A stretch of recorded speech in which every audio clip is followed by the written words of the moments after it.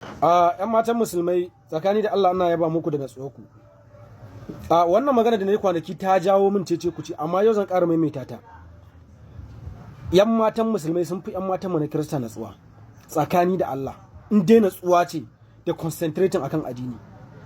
Muna da 'yan mata masu kokari a addinin Kiristanci ba babu ba, amma tsakani da Allah 'yan matan musulmai sun fi ku natsuwa saboda wannan abubuwan suna bata mana da kwanakin nan. Ku gashi ba natsuwa a social media din, ga bin samarin musulmai, ga karuwanci da musulmai.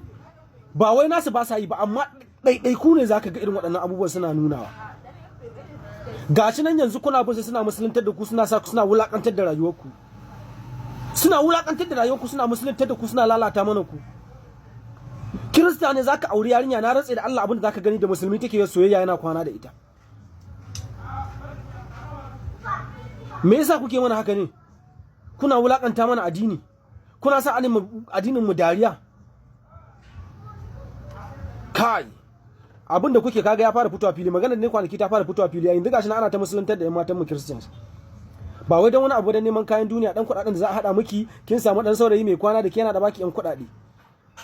Amma fi akasari a gurin su idan kai musu magana su sai ka ji suna ce ai rayuwarsu ce ba ruwanka.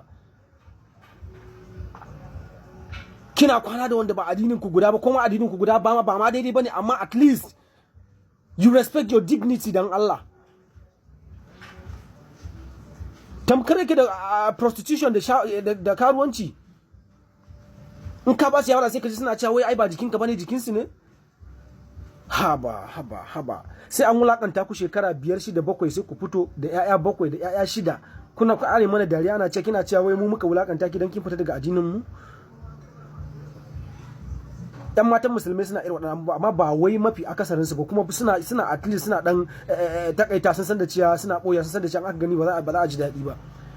Bara ma gaskiya kuna ba mu kunya matan mu na Christian. I can't lie man, I can't lie, abubuwan ba daɗi gaskiya.